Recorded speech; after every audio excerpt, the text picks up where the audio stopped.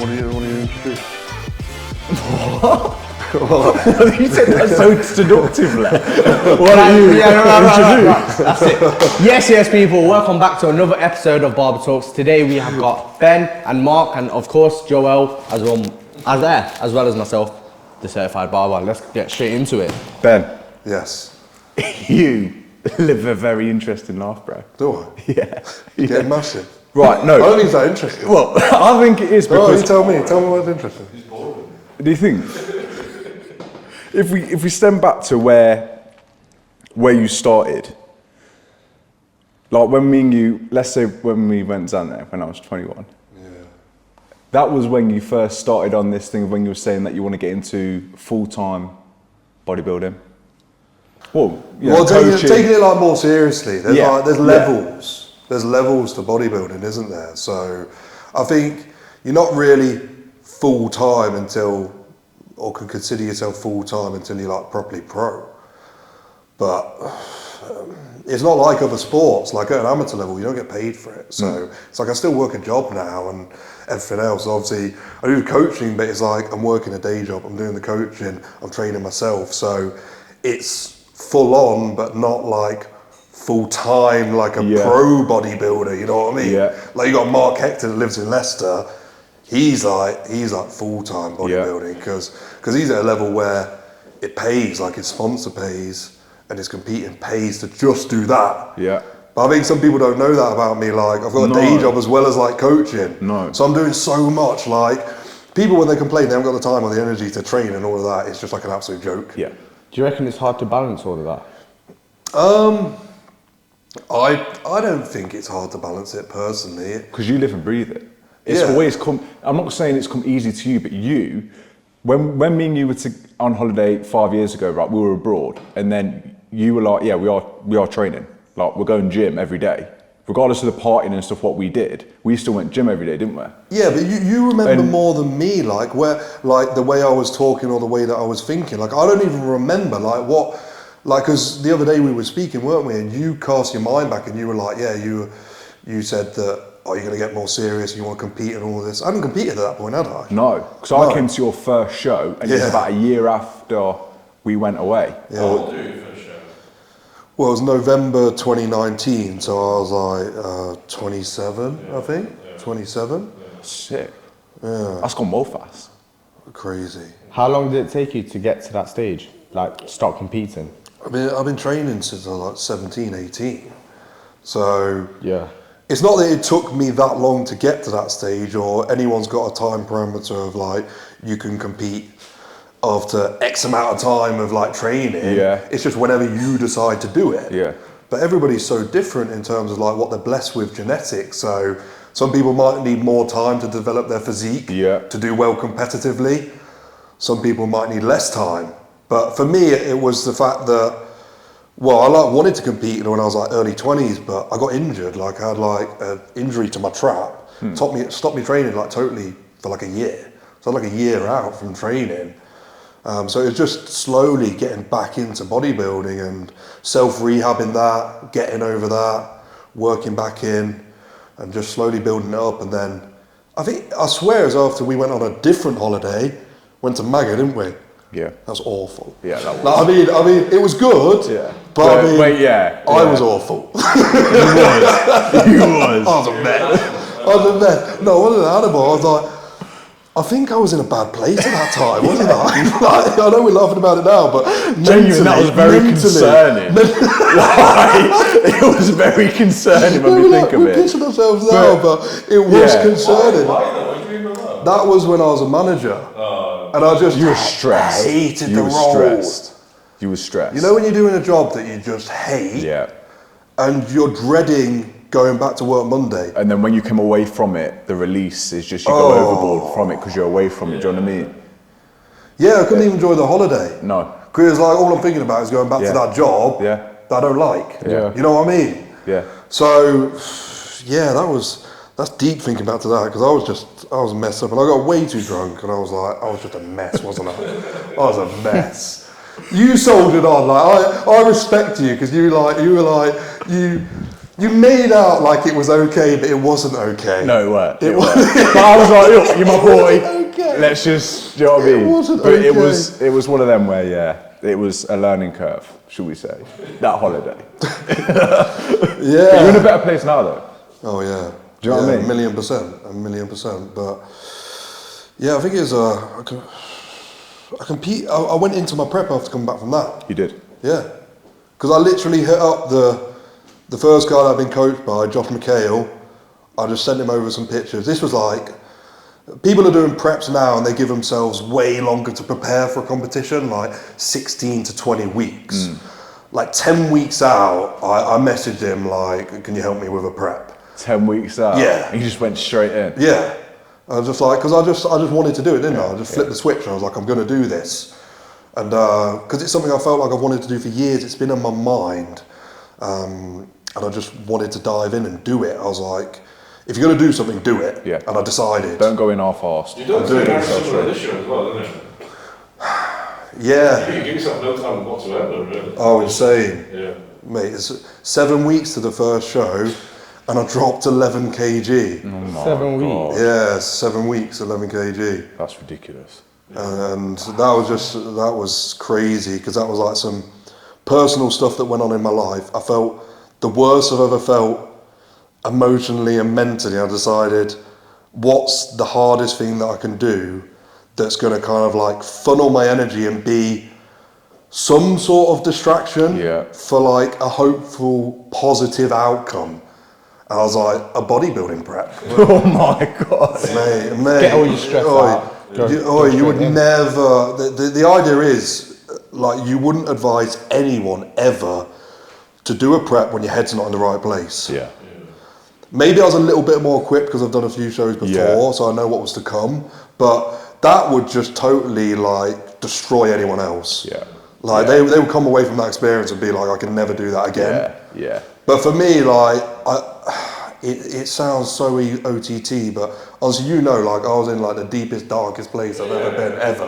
You channel it multiple. Yeah, and I was like, it's so crazy, but I was like, I want to do something that's so painful. Yeah. It takes away from the pain and misery of this thing that's affected me.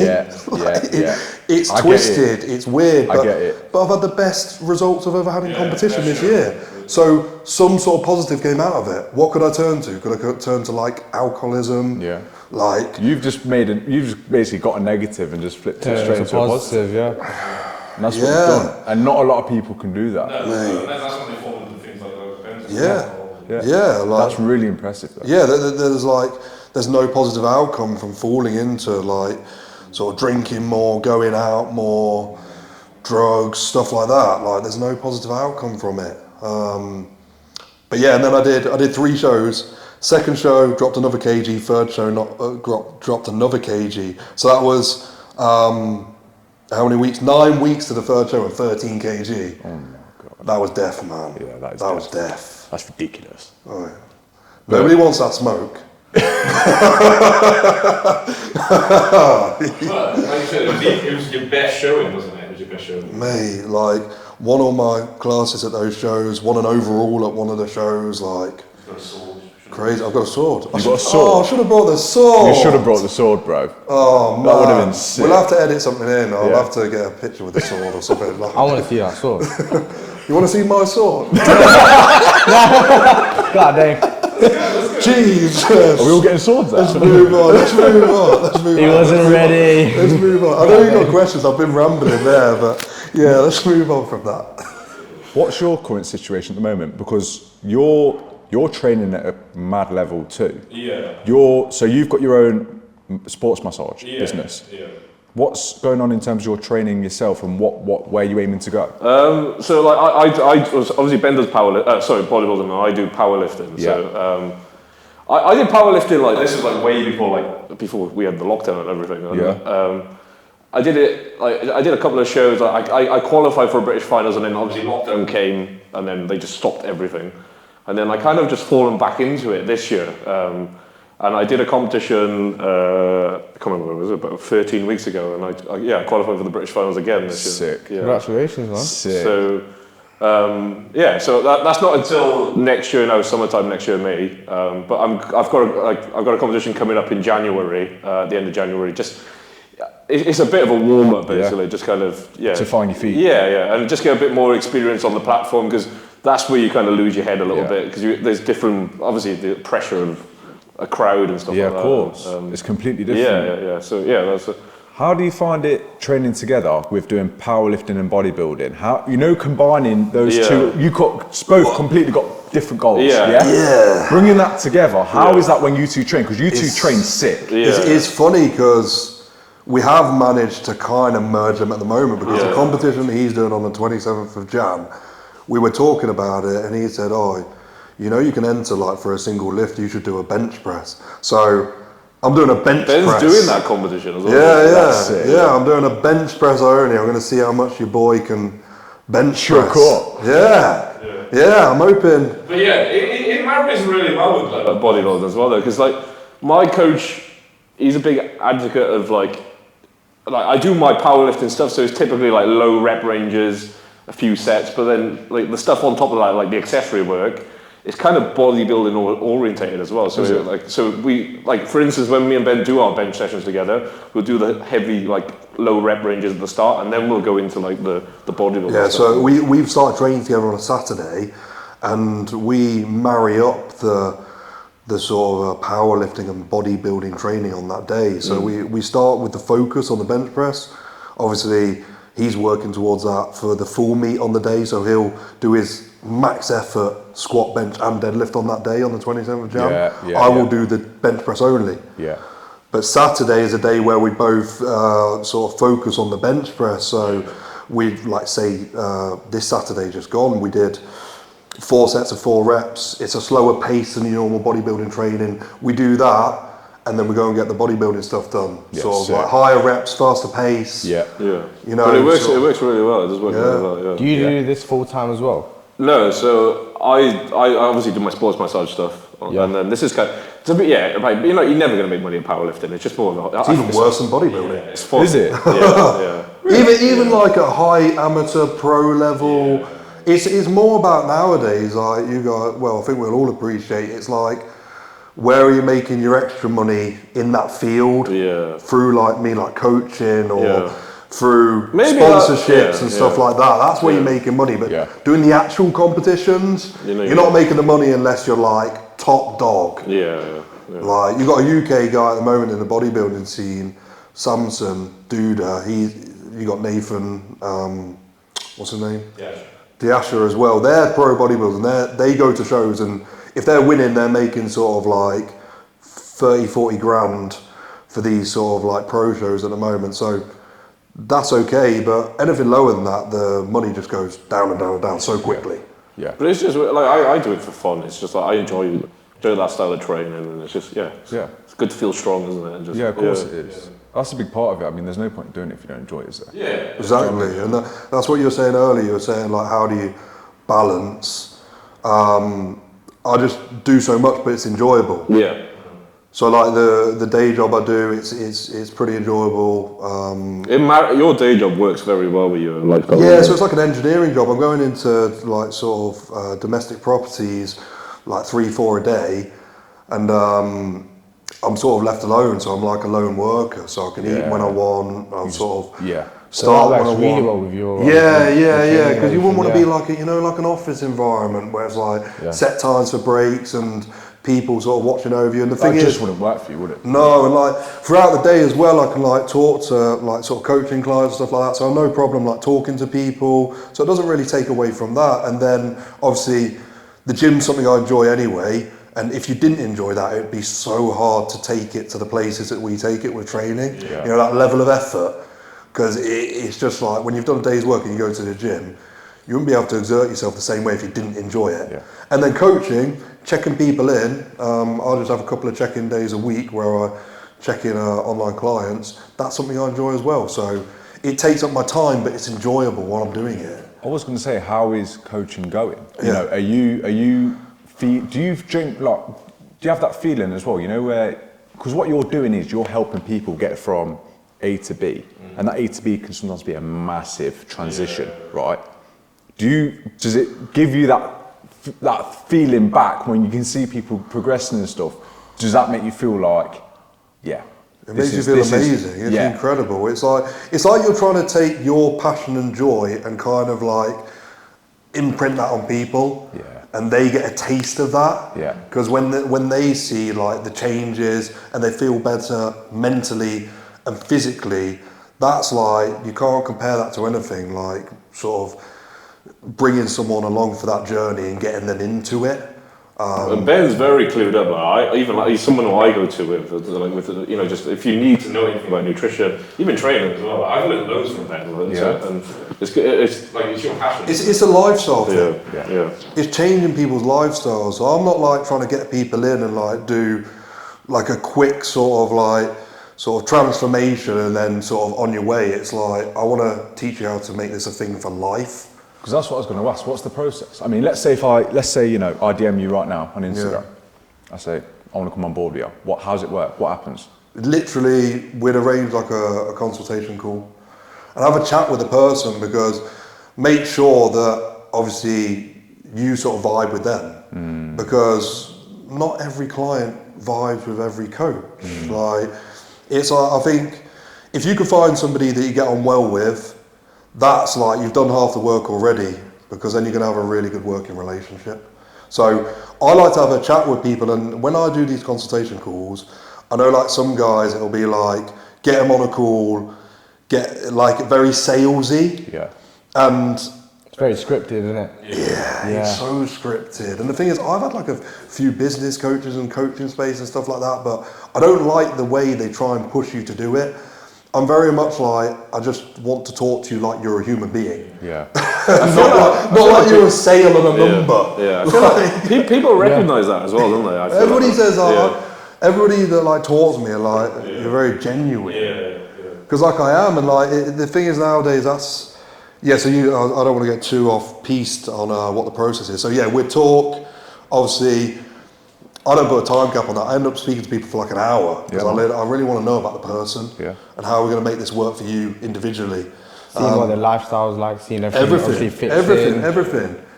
because it's not just slapping a plan on somebody. It's not just slapping this nutrition plan, this training plan. You've got to understand sort of like what limitations they may have, how we're going to get the best out of you as an individual, and that requires a bit of sophistication with the sort of the training programs, the diet, everything like that, and how you plan it out.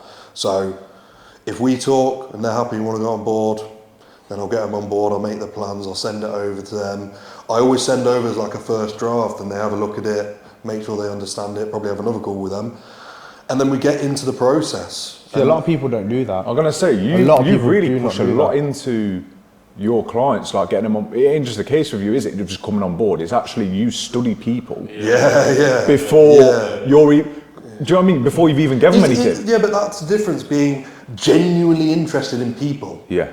And getting the most out of them and showing that interest. Because it is like, it's a very sort of salesy business now. And yeah, I'm not very good at treating it like a business, but I would rather be the way I am than how some of the other coaches are that are just very business orientated. Yeah, and it's all the pound signs rather than the actual service, isn't it? And that's what I was going to ask you as well. Is there anything at the moment in the bodybuilding or even in coaching, and this can go to you as well with strength training, is there anything that's really grinding your gears at the minute? Anything that's really like, you know what, I hate the fact along that's those happening. lines is like, it's transparency. Like a lot of these sort of people and coaches, they're transparent as fuck. Yeah. Honestly, man, it's like nowadays you kind of like, is this person talking to me because they genuinely are interested in me, or are they just trying to retain a client? Yeah. And that's the thing, you can see from a mile off the people that, it's like coaches now that never seemed to be that sociable previously are suddenly like really sociable with everybody, and it's like, it's fake. Yeah. Like, but they're so chatty to you like on social media and stuff, and then when you see them around in the gym and stuff, like they don't even acknowledge you. But like that's the thing. Like when I'm in the gym, like I think people like see me as like kind of intimidating because I look very serious when I'm training. I'm into my training, but I am like sociable and like approachable, like you can talk to me, but at the same time, like I'm not trying to like acquire clients in the gym, like and take away from my training. Yeah. Like I'm trying to get something done while I'm in there, but that doesn't work very well business-wise either, because some people that coach, they'll end up sort of just chatting to people like here and there 15, 20 minutes, but I could do that, but then I'm not practicing what I preach. When I'll tell a client, it's like, right, get in the gym, focus, let's get some quality work done. If you're standing around chatting, then you're not making the same level of progress. Like, I don't care what you say. If somebody's like on or off their phone, talking to somebody, you're losing valuable time there. Yeah. You're not you are. To your session, you are. And I've done it. Like, if I go on my phone a bit too much, it derails that session. Yeah. Your focus is gone. Yeah. It's like I've been to the gym before when I used to train. A PT would come to me, talking to for a good 15, 20 minutes. Like, bro, someone's on that machine now. Like, yo, like I said, I've lost focus. Yeah. You know? Yeah. It's like, I just want to go home after that. Can't be arsed. Yeah. Is there anything else, like, let's say what you do with strength? Is there anything in that what's like really annoying? Let's say you've even coaches or anything to do with your training, or would you say it's kind of similar to what's going on in bodybuilding? There's so many things that are annoying. I don't know whether in powerlifting people go on about sort of unrealistic sort of goals or like put it out there. You know, like in bodybuilding, everybody's on about going pro before they've even done a show. It's like you got amateur level competitors that might have never done a prep, never done a show, and they're talking about, I'm going to get my pro card in a few years. That's just like ridiculous. It's insane. It's like, do a show, see where you stack up. Depending the level of the show, do a sort of like more challenging show with a higher level of competitors, see where you stack up, do the same again. In powerlifting, I just think that we notice, like, as we go to the powerlifting gym, don't we? And it's just how long people take, like, they hog equipment, don't they? That's just typically a powerlifting gym, though, isn't it? That's the only thing I can really think of. Yeah, they're a bit unreasonable, some of those powerlifters in that. Like taking like benches for like 40 minutes. Serious? Yeah. Yeah, but that's the powerlifting scene. Like. It's because everything's really slow paced, and and then there could be like 2 or 3 of them, and it's just like, that's the only thing I can really think of. Flipping hell, man, this is really interesting. It's his own little world. It's like anything you get into. It'll be like you with like hairdressing and barbers and stuff like that. Everything's got its own little ecosystem, hasn't it? So I didn't realise all these little things. I didn't realise that, like, let's say powerlifting is a really slow moving thing. Like, I just thought, if anything, I thought it'd be quick. Because you're moving such a heavy weight, you're keen to move on, do you know what I mean? But in my program, like, my coach gives me like 8-minute rest periods. Like in between, 8 minutes? In between sets, That's insane. It's recovery though. Yeah. Because you're pushing all that. He doesn't want to fatigue himself in the same way. It's like, it's an effort, and then full recovery, another effort, full recovery. But with bodybuilding, the rest periods can vary, like, and it's not overly damaging. Well, it's damaging if you take too long, because then warmth within the muscles going down, blood flow's going down, focus again is going down. So it's a little bit different in that way. You're faster moving in bodybuilding. What would you say the recommended time frame is for that can vary, can't it? Exercise dependent. Yeah. Let's say if it's an isolation movement, it can be anywhere from a minute to 2 minutes, I'd say. If it's a compound movement, like your bench, your squat, your deadlifts, or any sort of variations, you're going to want a bit longer because it's a lot more taxing. Yeah. So. And everybody has smartwatches now, so like even just keeping an eye on your heart rate, that's always a good guide. Your heart rate. Listen to your body, isn't it? Mostly it's just when you've recovered sufficiently. It's not to the same levels as a powerlifter, taking like 5 to 8 minutes in between sets, but a sufficient recovery to then give a decent effort on your next working set. Obviously, if you do a working set and then you go into another set 30 seconds later, you either didn't do the first working set very hard, if you can do that, or the next working set is probably going to be terrible. Because you're not recovered at all. To do that. I get that. What's plans for the future now? Where do you want to go, both of you? Like, what's the plan? Do you want to go first? Well, I want to. So obviously, I'm doing the British finals next May, and then I want to get to the World Championships. And Yeah. I feel like that. You got to get a top 3 in the British to kind of get into that. So that's my goal. I think it's pretty cool. Like, obviously, it'd be wicked to win the World Championship, but Of course it would. But like, it'd be pretty cool to tell people that you've competed in the World Championships as well. Yeah, definitely. Yeah. But that's my goal. Yeah. Yeah, so in terms of bodybuilding, it's like I say, like the way I've competed and my approach is just sort of you do a competition, you reassess where you're at, you do a competition, you reassess where you're at, and like my thing has always been, I'm not sort of like screaming from the rooftops that I'm going to go pro or I want this, but that is an ambition, like that's where I want to get to, and there's different federations that have varying levels of that's a good sort of competitiveness. Yeah. So there's actually one federation, GBO, which I've like got a pro card in, but you wouldn't go around telling people that you're a pro bodybuilder. But some people do that, don't they? Yeah, that's another annoyance. People that win like.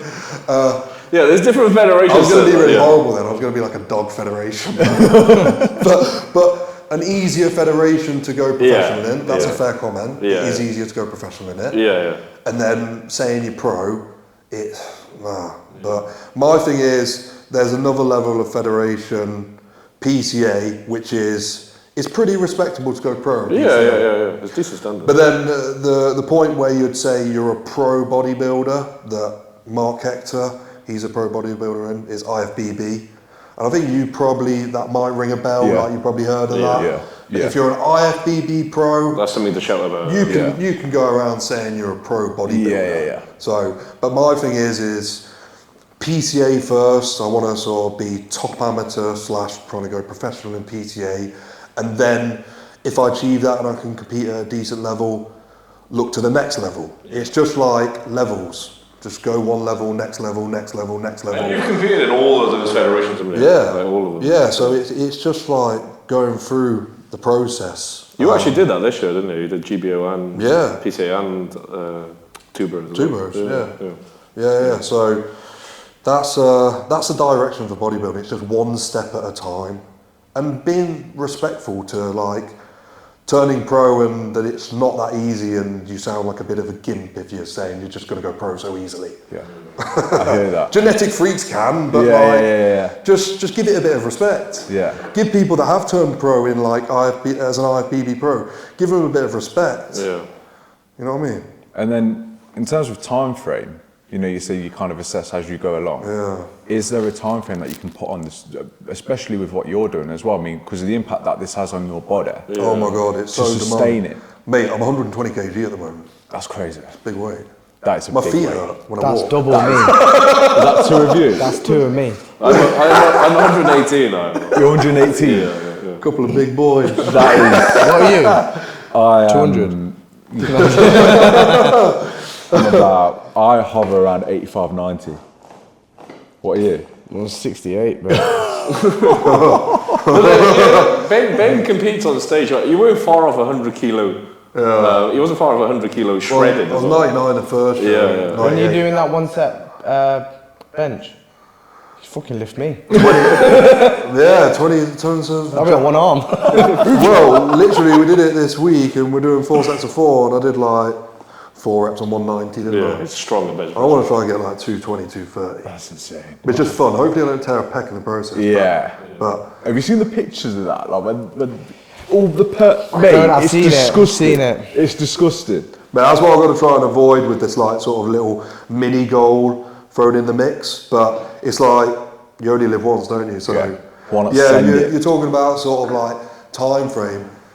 Bodybuilding, powerlifting, it is demanding. You know the most unhealthy thing is being this body weight and like maintaining it. So it's like somebody being sort of obese. Yeah. Even though it's like muscle, it's not body fat. No. It's still demanding. It's still lifting and moving weight. It's demanding on your your organs, like your body, your heart. Yeah. It's still a demand on your body. So even though it's muscle and not like excessive body fat, it's still demanding. Yeah.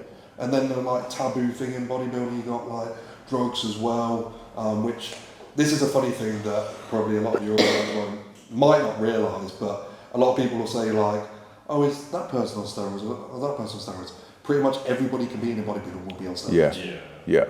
You can get natural federations. There are natural federations. If it's a natural federation, yeah, they're natural. But any federation that's not natural, you can guarantee 95% of people competing it are on gear. Yeah. So that's another thing that we do that is not healthy. Yeah. So you've got excessive body weight, you've got anabolics thrown in the mix, and then you've got the hard weight training, which is taxing as well.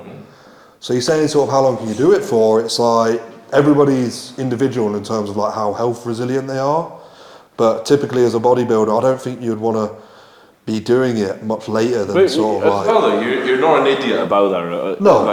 You go and get like regular blood work done. Yeah. You keep an eye on your blood pressure. You take a load of health supplements. Like you're not stabbing in the dark kind of thing. You know what you... Yeah, like there's health monitoring along the way. Yeah. But the older you get, the less resilient you're going to get to the demand you're putting on your body with all those things. I wouldn't want to be doing it much later than mid-30s, late 30s. So. And I'm 30 now. So it depends what you get as well, because like the risk to reward might seem worth it. Say if I got to a pro level by the time I was 33 or something like that, it might be like, well, you might have a run up. Monitor my health. Do I push it a bit further? Do I keep going? Do I keep going? Do I keep going? But if you're getting like 35 onwards and you still haven't turned pro and you're still an amateur, it's time to... Probably not going to happen. Yeah. So shut it down. Yeah. Shut it down. But it's hard because a lot of people, and I've probably done it myself, like, this is my identity now. Yeah. Everybody knows me as like the big bodybuilder. dude, Big Ben, like fucking bodybuilder. So I don't know. I like to think hopefully I could handle it mentally, you know, like downsizing, but it probably won't be easy. Yeah. So there's that consideration as well. Yeah, man. Well, I'm going to wrap it up here because we're coming to the end of the time cap. But I want to say thank you both for coming on. I really appreciate it. Would you be able to just let everyone know where we can catch you on Instagram as well? Yeah, please? so my Instagram is coachbenfeatherstone. Sick. Yeah. And then mine's just my business page, so it's MSR Sports Massage. Sick. Thank you for coming on board. It's been a pleasure, man. Appreciate it, man. Sound.